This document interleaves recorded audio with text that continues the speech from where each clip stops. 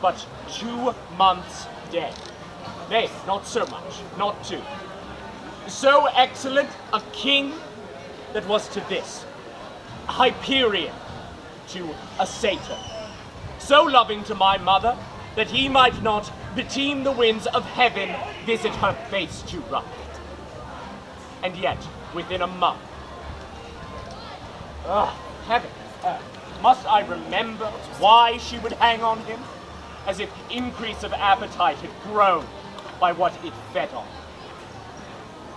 Let me not think of it. Frailty, thy name is woman.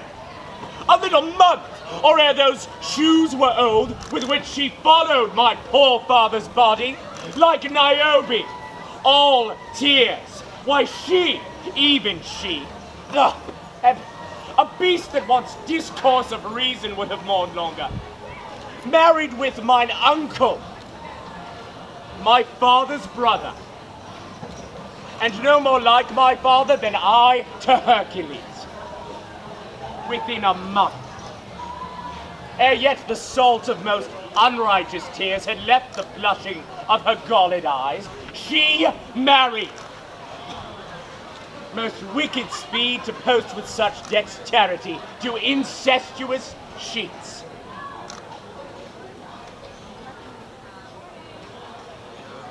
It is not, nor it cannot come to good. Break my heart, for I must hold my tongue.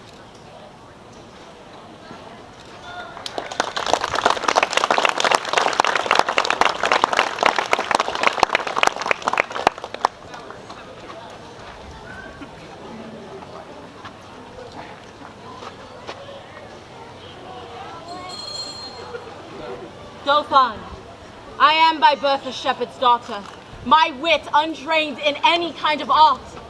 Heaven and Our Lady gracious hath it pleased to shine on my contemptible estate. Lo, whilst I waited on my tender lamb, and to sun's parching heat displayed in my cheeks, God's mother deigned to appear to me, and in a vision full of majesty willed me to leave my base vocation and free my country from calamity.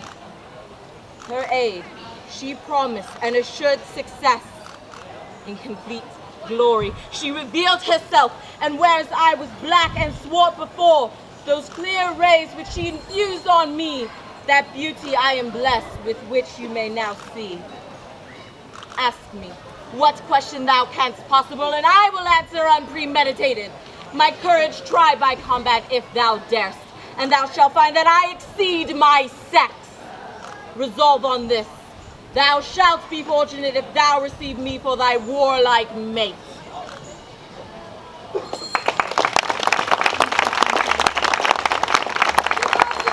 Step you forward. Me again, you lucky people. You again. Yesterday you did gift me with this this badge, yes, proclaiming me a member of your acting troupe. Yes. Is that not true? Aye, aye. Well, as that is something that I am now wearing proudly, I was hoping I could take a moment with you on the stage. Oh, but of course. Do you know the play King John?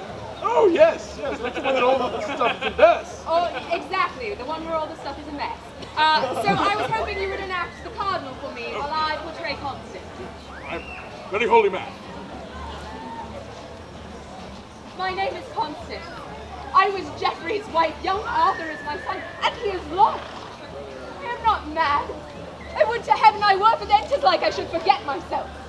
But being not mad, but sensible of grief, my reasonable part produces reason how I may be delivered of these woes, and teaches me to kill or hang myself.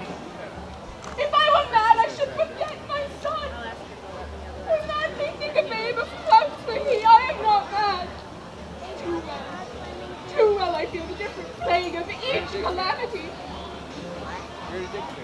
Grief fills the room up of my absent child. Lies in his bed, walks up and down with me. Looks on his pretty looks, repeats his words, remembers me of all his gracious parts. He stuffs out his vacant garments with his form. Have I reason to be fond of grief? Fare you well. Had you such a loss as I could give better comfort than you do. Oh, my boy!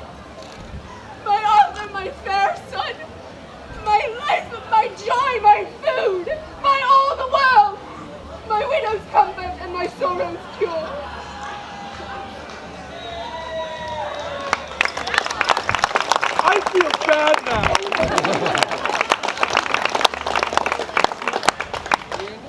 Might I borrow a man?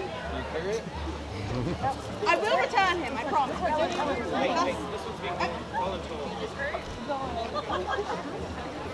I will return him. Mayhap.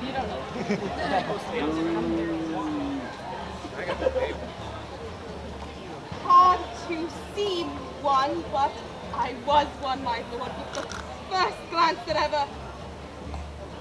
Pardon me. If I confess much, you will play the tyrant. I love you now, but not till now so much. But I might master it. In faith I lie, my thoughts were like unbridled children grown too headstrong with their mother. See, we fools. Why have I blabbed? Who shall be true to us when we are so unsecret to ourselves? For though I loved you well, I wooed you not, and yet, good faith, I wished myself a man, or that we women had men's privilege of speaking first. Sweet fit, behold my tongue, for in this rapture I shall surely speak the thing I shall repent. See, your silence, coming in dumbness from my weakness, draws my very soul of counsel. Stop my mouth! Gramercy, my lord.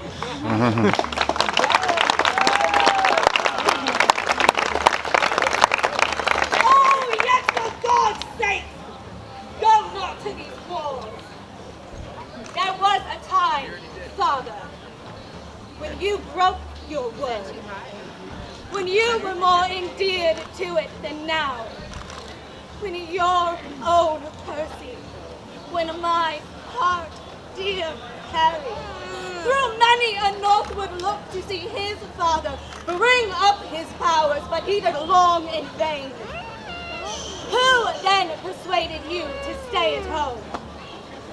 There were two honors lost, yours and your son. For yours may heavenly glory brighten it. It stuck upon him like the sun in the grey vault of heaven, and by his light did all the chivalry of England move to do brave acts.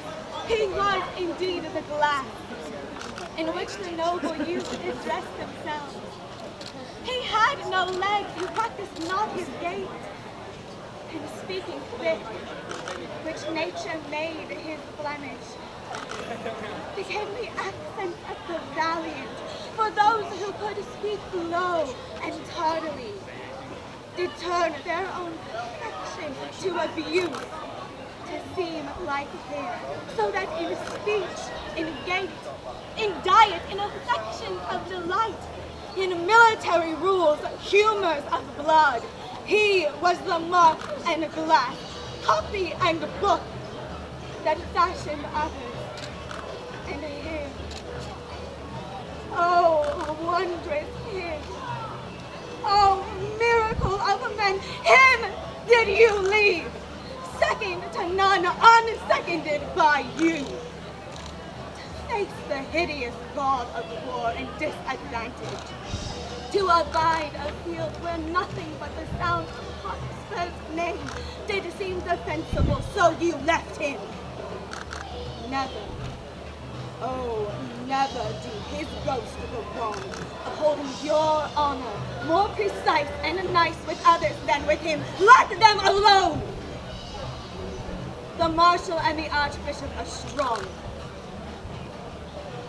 And my Harry had but half their numbers. Today, my eye, hanging on Hotspur's neck, have talked of Monmouth's grave!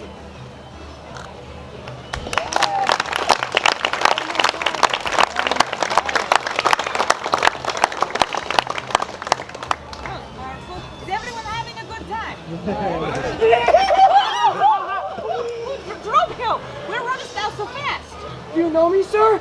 Am I Dromio? Am I your man? Am I myself? Thou art Dromio, thou art my man, thou art thyself.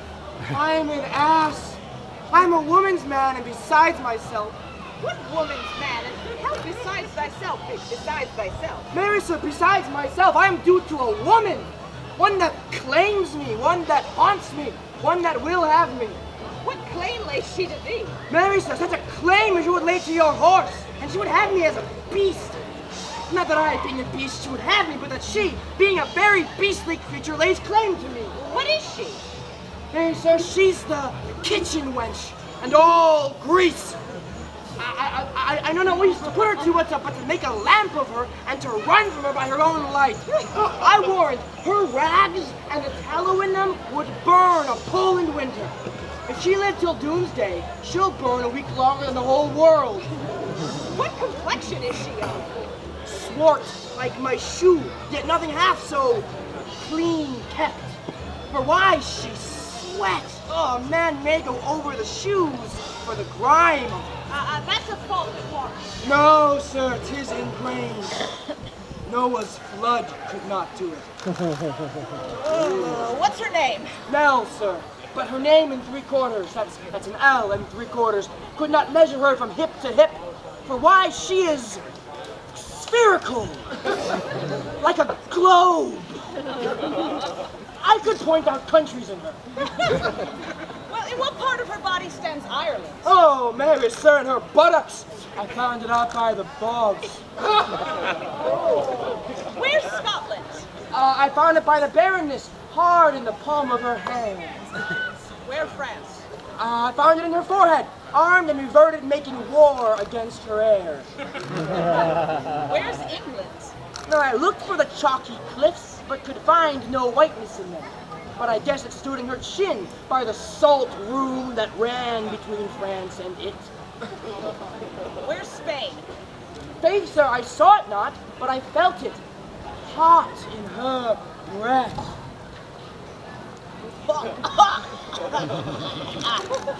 Where's America, the Indies? Nay, sir, upon her nose, all o'er-embellished with rubies and carbuncles, sapphires declining their rich aspects to the hot breath of Spain, who sent all armados of carrots to be ballast at her name. Where's Belgium, the Netherlands? Marry, sir, I looked not so low. To conclude, this drudge or diviner laid claim to me, called me Dromio, swore I was assured to her, told me what privy marks I have about me, such as the mark on my shoulder, the mole on my neck, the great wart on my left arm, that I, amazed, ran from her as a witch. And I swear if my breast had not been made of faith and my heart of steel, she'd have transformed me into a curdled dog and made me turn in the wheel. Oh. Go now, hie thee presently and post to the road, and if the wind blow any way from shore, I'll not harbor in this town tonight, for if everyone knows us and we know none, 'tis time, I think, to trudge, pack, and be gone.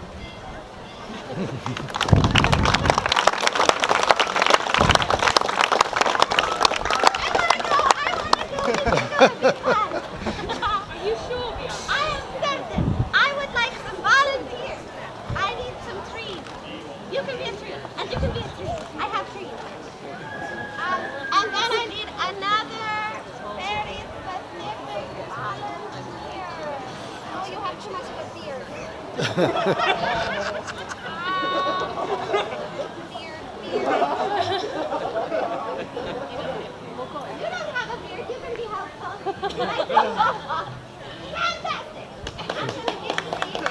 You're going to walk in and you're going to give them each to one tree, okay? And you're going to be trees. So here, I need